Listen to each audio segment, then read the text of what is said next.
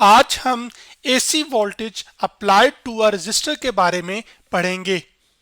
Register असल में हमारे पास एक सर्किट एलिमेंट है जिसके पास एक प्रॉपर्टी होती है रेजिस्टेंस, और रेजिस्टेंस क्या करती है कि ये रेजिस्ट करती है फ्लो ऑफ चार्जेस को। जबकि AC वोल्टेज हम ऐसे वोल्टेज को कहते हैं that changes it's polarity and magnitude with time. इस बात को और मैं आपको ना अब एक एनिमेशन से सारी चीजें जो मैंने जिक्र की हैं इनको एक्सप्लेन करता हूं। ये एनिमेशन मैंने fed.colorado.edu की वेबसाइट से ली है, जिसमें आपके पास एक ये बल्ब है, फिर ये वायर्स हैं और आपके पास यहाँ पर एक AC सोर्स है या AC इससे वोल्टेज पैदा हो रहा है। जैसे AC जनरेटर के पास ये सलाहियत होती है कि वो असल में क्या करता है कि AC वोल्टेज पैदा करता है।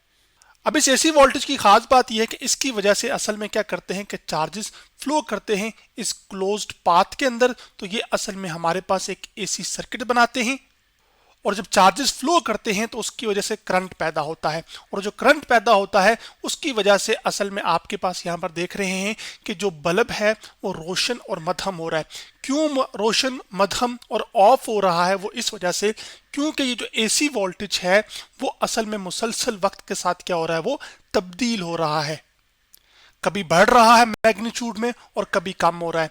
पोलैरिटी चेंज होने का मतलब यहाँ पर यह है कि जो लाल तीर आपको दिखाई दे रहे हैं ये असल में पॉजिटिव चार्जेस हैं जो इस सर्किट में फ्लो कर रहे हैं। तो कभी ये दाएं जानिब फ्लो करते हैं कुछ टाइम के लिए, और कुछ टाइम के लिए फिर ये बाएं जानिब, दाएं जानिब, बाएं जानिब। तो इसको हम कहते हैं जो है ना वो पोलैरिटी का चेंज होना। अभी जो बल्ब है ना इसकी कुछ ना कुछ क्या होगी, वो रेजिस्टेंस होगी, यानी कि जो इसकी सलाहियत होगी ना कि चार्जेस के ये फ्लो को रोकेगी, उसी को असल में हम क्या कह रहे हैं, रेजिस्टेंस।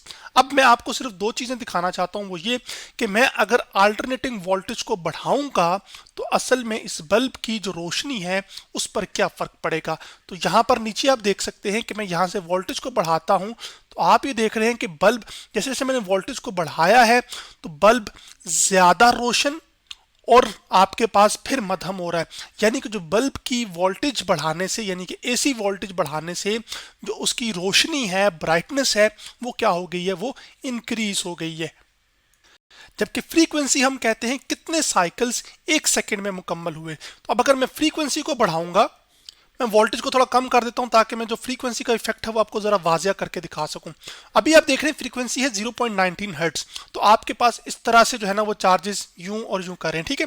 लेकिन जैसे ही मैं फ्रीक्वेंसी बढ़ाऊंगा तो आपके पास जो नंबर ऑफ साइकिल्स हैं वो ज्यादा कंप्लीट होंगे एक सेकंड में। तो आपके पास ये देख रहे हैं कि ज्यादा बार बल्ब रोशन और बंद हो रहा है। इसका मतलब है कि फ्रीक्वेंसी बढ़ाने से असल में जो करंट है वो एक्चुअली क्या कर रहा है, वो ज्यादा फ्लो कर रहा है और तेजी के साथ कर रहा है। तो उसी सर्किट से रिलेटेड मैं डायग्राम आपके सामने यहां पर ले आया हूं, जिसमें ये आपके पास एक AC सोर्स है जिसकी वजह से AC वोल्टेज होगा, और AC वोल्टेज की वजह से अल्टरनेटिंग करंट क्या करेगा, इस बल्ब में से फ्लो होगा, जिसकी वजह से बल्ब मुसलसल रोशन और मध्यम और ऑफ हो रहा होगा। तो इस सर्किट में जो करंट फ्लो हो रहा है वो अल्टरनेटिंग करंट है, और वो असल में किस वजह से होता है, फ्लो ऑफ चार्जेस की वजह से। और यहाँ पर जो बल्ब है ये असल में लोड है, यानी कि इसकी कुछ ना कुछ रेजिस्टेंस है जो कि एक्चुअली क्या करती है, चार्जेस के फ्लो को अपोज करती है या रोकती है या कंट्रोल करती है। तो आपके घरों में जो बल्ब ऑन ऑफ हो रहे होते हैं या डिफरेंट जो आप घरों में जो इलेक्ट्रिकल इक्विपमेंट्स इस्तेमाल करते हैं, वो सबको वोल्टेज आप कौन सा प्रोवाइड कर रहे होते हैं, पीछे से जो आपके घरों में वोल्टेज आ रहा होता है ट्रांसफार्मर से, वो असल में AC वोल्टेज ही होता है। और वो जो अल्टरनेटिंग करंट या वोल्टेज फ्लो कर रहा होता है उसको आप ग्राफिकली इस तरह से दिखा सकते हैं या बता सकते हैं, जिसमें मैक्सिमम वैल्यू ऑफ करंट असल में आपके पास उसका एम्पलीट्यूड कहलाता है। खैर, अब हम आगे बढ़ते हैं, और अब इस चीज पे अपने सर्किट पे अगर हम गौर करें तो इस सर्किट में सिर्फ हमारे पास एक AC सोर्स है जिसकी वजह से AC अल्टरनेटिंग वोल्टेज पैदा होगा जो कि अपनी पोलैरिटी और मैग्नीट्यूड को क्या करेगा, मुसलसल तब्दील करेगा, और उसके साथ साथ सिर्फ और सिर्फ एक रेजिस्टेंस मौजूद है। इसके अलावा किसी किस्म का कोई और सर्किट एलिमेंट मौजूद नहीं है। तो फिर मैं यहां से एक बात बताना चाहता हूं आपको कि ऐसा सर्किट जिसमें सिर्फ और सिर्फ रेजिस्टर लगे हों और उनकी प्रॉपर्टी जो है वो रेजिस्टेंस की होती है, तो मैं कह सकता हूं कि सर्किट कंटेनिंग ओनली रेजिस्टर इन AC सर्किट्स, यानी कि तमाम वो ऐसे सर्किट जिसमें से अल्टरनेटिंग करंट फ्लो हो रहा हो और उसमें सिर्फ रेजिस्टर लगे हों, असल में उनको हम कहते हैं प्योर रेजिस्टिव एसी सर्किट। अगर किसी एसी सर्किट में सिर्फ कैपेसिटर लगा होगा तो उसको फिर हम कहते हैं प्योर कैपेसिटिव एसी सर्किट। और कैपेसिटर क्या करता होता है? चार्ज को स्टोर करता होता है। लेकिन हमारा भी जो जिक्र है, जो डिटेल हमने डिस्कस करनी है, वो असल में अल्टरनेटिंग वोल्टेज जब एक रेजिस्टर के ऊपर अप्लाई किया जाता है तो क्या अमाउंट ऑफ करंट फ्लो होगी, अब हमने वो कैलकुलेट करना है।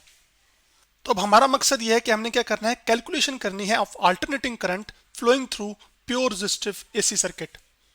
तो यहां पर अब हम ये मान रहे हैं कि जो एसी सोर्स है हमारे पास, इसकी वजह से जो वोल्टेज है वो एक्चुअली आपके पास है वो अल्टरनेटिंग होगा, और वो जो अल्टरनेटिंग है वो हम ले रहे हैं इस फॉर्म का, जो कि एक्चुअली Vm, जो कि मैक्सिमम एम्पलीट्यूड होगा वोल्टेज का, और साथ हम लेंगे साइन ओमेगा टी, जो कि असल में इस बात को इंश्योर करेगा कि आपके पास इस फैक्टर की वजह से जो मैग्नीट्यूड है, सॉरी, ये साइन ओमेगा टी असल में इंश्योर करेगा कि वाकई ही जो मैग्नीट्यूड है वो मुख्तलिफ वक्तों के साथ क्या हो रहा है, वो तब्दील हो रहा है। और वो जो अल्टरनेटिंग वोल्टेज होगा उसका ग्राफ आपके पास इस तरह का होगा, और उसकी वजह से जो करंट भी फ्लो होगा वो एक्चुअली क्या होगा, वो अल्टरनेटिंग होगा। और इसमें जो मैक्सिमम वैल्यू ऑफ करंट है यही असल में क्या है आपके पास, Vm। तो अब हम किरचॉफ वोल्टेज लॉ का इस्तेमाल करके इस सर्किट में से जो करंट फ्लो हो रहा है, जो कि प्योर रेजिस्टिव एसी सर्किट है, वो निकाल सकते हैं। तो जो किरचॉफ वोल्टेज लॉ है वो ये कहता है कि sum of all voltage gain and drop in a circuit is 0। यानी कि हमारे पास ये क्लोज सर्किट है जिसमें हम क्या कर सकते हैं कि एक क्लोज सर्किट के लिए पॉइंट्स लेबल कर लेते हैं। ये हमारे पास A है, ये B है, ये C है, ये D है और ये A है। तो ABCD, सो ABCD, A क्या करता है, ये एक क्लोज पाथ बनाता है, ये फॉर्म्स अ क्लोज्ड लूप। जब ये क्लोज लूप या क्लोज पाथ बना रहा है तो जितना वोल्टेज गेन हो रहा होगा इतना ही इस क्लोज पाथ के अंदर वोल्टेज ड्रॉप हो रहा होगा। जैसे कि रेजिस्टेंस के क्रॉस हमेशा वोल्टेज का करता है, ड्रॉप करता है। तो इस रेजिस्टेंस के क्रॉस जो करंट होगा वो एक्चुअली क्या होगा, हम ये मान रहे हैं कि वो कितना करंट होगा, वो असल में I होगा। और जो इसके क्रॉस वोल्टेज ड्रॉप हुआ होगा उसको हम ले रहे हैं VR। वोल्टेज ड्रॉप का यहाँ पर असल में मतलब क्या है कि आपके पास इन वायर्स में से एसी सोर्स की वजह से चार्जेस क्या करेंगे, वो एक्चुअली फ्लो करेंगे। तो जो चार्जेस के फ्लो होते हैं उनकी वजह से जो एनर्जी होती है वो क्या होती है, इलेक्ट्रिकल एनर्जी। तो वो इलेक्ट्रिकल एनर्जी ट्रांसफॉर्म हो रही होगी किस में, लाइट की फॉर्म में। और बल्ब जब हीट हो रहा होगा तो असल में गर्म हो रहा होगा तो वो हीट, थोड़ी सी जो इलेक्ट्रिकल एनर्जी वो किस में ट्रांसफॉर्म होगी, हीट की फॉर्म में। तो वो जो वोल्टेज ड्रॉप आ रहा है इसका मतलब वो असल में एनर्जी के अंदर लॉस ही है। तो अब फिर मैं किरचॉफ वोल्टेज लॉ के मुताबिक लिख सकता हूँ कि जो सम ऑफ ऑल वोल्टेजेस हैं, जिसको मैं यहाँ पे वाज़िया करके लिख रहा हूँ कि जो सम, ये हम समेशन जो कि सिंबल है ये हम सम के लिए इस्तेमाल करते हैं, sum of all voltages in closed path. और हमारा क्लोज पाथ क्या है, ABCDA, वो कितना है, वो 0 है।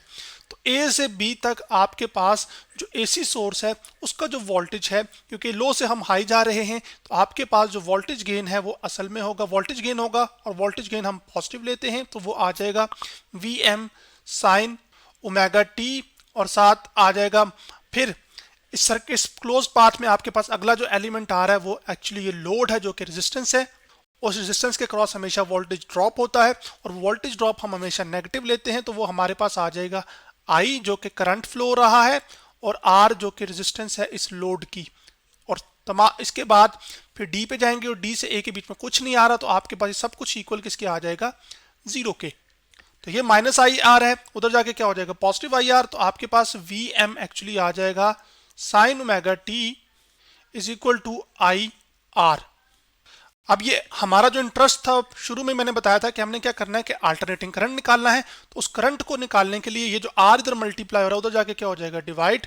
तो मैं राइट हैंड साइड को सिर्फ पहले लिख लेता हूँ क्योंकि left hand side right hand side का इक्वल है। तो जो करंट फ्लो हो रहा होगा वो I है, जो कि बराबर होगा हमारे पास ये जो R है उधर Vm पे डिवाइड होगा, तो आपके पास आ जाएगा Vm आवर R और साथ आ जाएगा साइन ओमेगा टी। अब ये साइन ओमेगा टी इस बात को इंश्योर कर रहा है एक्चुअली कि आपके पास जैसे जो एसी सोर्स था वो एक्चुअली अल्टरनेटिंग था, यानी कि उसका जो वोल्टेज का मैग्नीट्यूड था और पोलैरिटी थी मुसलसल वक्त के साथ चेंज हो रही थी। तो इसी तरह जो करंट इस रेजिस्टेंस में से फ्लो हो रहा होगा, इस बल्ब में से फ्लो हो रहा होगा, वो भी करंट क्या होगा, वो अल्टरनेटिंग होगा और उसका भी जो मैग्नीट्यूड और पोलैरिटी है वो एक्चुअली मुसलसल वक्त के साथ तब्दील हो रही होगी। तो अब यहाँ पर ये जो आई है एक्चुअली ये हमारे पास एक अल्टरनेटिंग करंट है, और ये अल्टरनेटिंग करंट किस वजह से आ रहा है, क्योंकि आपके पास अल्टरनेटिंग सोर्स लगा हुआ था जिसकी वजह से अल्टरनेटिंग वोल्टेज पैदा हुआ, और अल्टरनेटिंग वोल्टेज की वजह से अल्टरनेटिंग करंट आया। और वो जो अल्टरनेटिंग करंट होगा वो भी एक्चुअली इसी तरह की साइनोसाइडल फॉर्म का होगा। अब अगर आप गौर से देखें, ये जो Vm ओवर R का एक्सप्रेशन है जो कि वोल्टेज ओवर रेजिस्टेंस है, वोल्टेज ओवर रेजिस्टेंस एक्चुअली किसके बराबर होती है, ओम्स लॉ के मुताबिक करंट के बराबर होता है ना ये एक्सप्रेशन। तो आई आ जाएगा मेरे पास।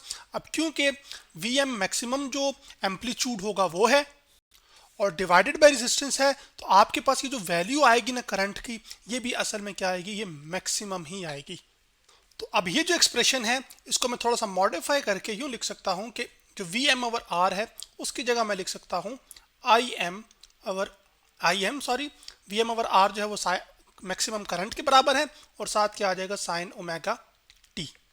तो ये जो करंट फ्लो हो रहा है ये एक्चुअली दोबारा इस बात को इंश्योर कर रहा है कि जो करंट है ये भी एक्चुअली साइनोसाइडल या फिर मैं कह सकता हूं कि क्या है, अल्टरनेटिंग है। अब नेक्स्ट लेक्चर के अंदर हम ये करेंगे कि हम असल में जो वोल्टेज है उसको कंपेयर करेंगे करंट के साथ, फिर इन चीज़ों को डिस्कस करेंगे कि मैक्सिमम करंट कब फ्लो हो रहा होगा, जीरो करंट कब होगा, और क्या आया अल्टरनेटिंग करंट और जो अल्टरनेटिंग वोल्टेज है वो एक दूसरे के साथ इन फेज हैं या आउट ऑफ फेज हैं जब आपके पास एक अल्टरनेटिंग सर्किट के अंदर सिर्फ और सिर्फ रेजिस्टेंस लगी हो। तो आज हमने AC voltage applied to a resistor के बारे में पढ़ा।